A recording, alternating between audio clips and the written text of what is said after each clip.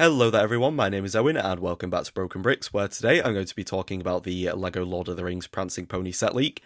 And I did also recently make a video talking about the Helm's Deep set leak, and that has been doing pretty good, so I would recommend checking that out if you haven't already. So the Prancing Pony is another set that has been confirmed to be on the way, and we don't actually know if it's going to come out in 2027 or 2028. And in a way, this one kind of excites me more than Helm's Deep. I mean, if I had to pick out the two sets, I would obviously go for Helm's Deep.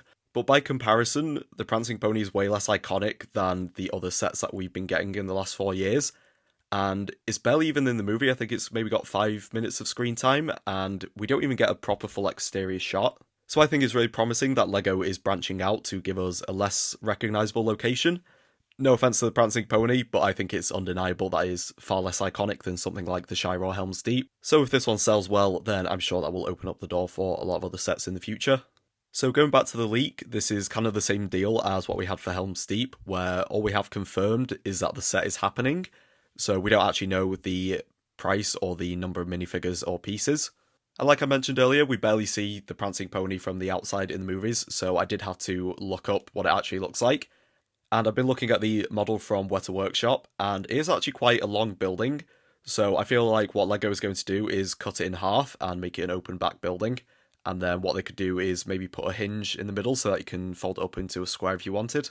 So I'm going to guess that this will be somewhere in the area of 2,000 pieces, and have a price of around £200 or $250, kind of similar to what we got for the Shire. And just looking at the Weta Workshop model is kind of reminding me of the LEGO Ideas Medieval Blacksmith from a few years back, so I think that can definitely give us a good idea of what we can expect the LEGO Prancing Pony to look like. Inside we'll have the bar and some seating areas, and then upstairs I think that they'll include the bedroom where the Nazgul go and stab all of the empty beds. And I'm sure we'll get some side builds too. I'm really hoping that they'll include the front gate to Bree, but I could also see them including that as a gift with purchase set, so I'm going to have that marked down as my official prediction on what that would be. So I'm going to go ahead now and make my predictions for the minifigures that I think will be included. So I think that we're basically guaranteed to get Frodo, Sam, Merry, Pippin, Aragorn, and our first ever Barlam and Butterbur, which is very exciting. For the 4 hobbits, I think they'll just reuse the same ones as Rivendell, and I think that's absolutely fine.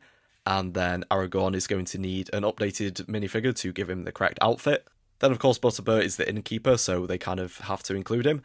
And then I think I'm going to go up to 9 minifigures for this one, because that is the same number as what we got for the Shire, and I do think this set will be a similar kind of price and size to that one. So next I'm going to guess that there'll be 2 Nazgul included, and they can just reuse the same one as they did with the Fell Beast. And I do hope that they include the black horses with them, because the original ones are quite expensive now.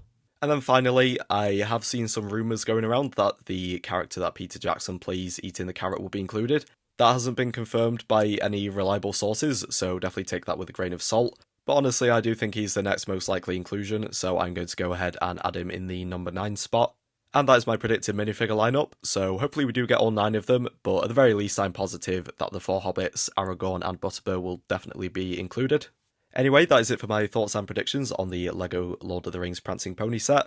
Once again, I'm really excited for this one, not just because I'm sure it will be a great set by itself, but also because I think it's definitely going to open the door for a lot more LEGO Middle-earth locations in the future.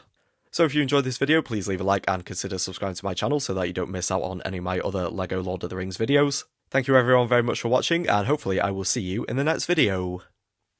Good, Anakin, good. Subscribe. Subscribe now. I should. Do it.